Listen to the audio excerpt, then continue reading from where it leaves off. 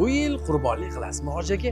Ozgina qolibdi-yu qurbon hayitga yoki vaqtim yo'q, qo'y bozoriga tushib, so'ydirishga vaqtim yo'q deb bahona qilasizmi? Yo'q, unaqa bahonalar endi o'tmaydi. Yurak amri deylik, shunaqangi zo'r yengillik qilishibdi. Endi sizni o'rningizga shunchaki pulini bersangiz, o'zligi qo'y bozoriga borib, qo'ylarni tanlab, so'yib, haqdorga o'zligi yetkazib berishar ekan va hamma отчетlarni ko'rsatib borishar ekan. Agar siz chet elda bo'lsangiz ham, juda ham qulay narsa.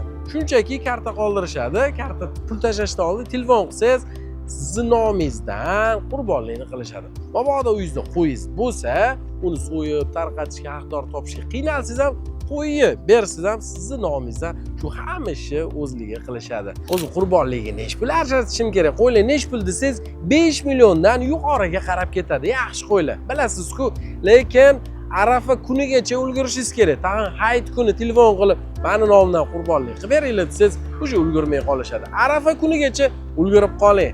Hammaga mana shunaqa qurbonliklar qilish, go'shtni tarqatish nasib qilsin. Sanoqli kunlar qoldi qurbonligiga, hamma yaqinlaringizga tarqatib qo'ying-da, bu narsani ulashib qo'ying.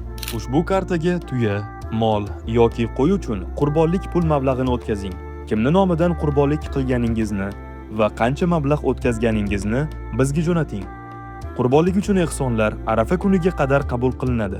Har bir qilingan qurbonlik videoga olinib, ehson sohibiga alohida video hisobot tarzida yuboriladi.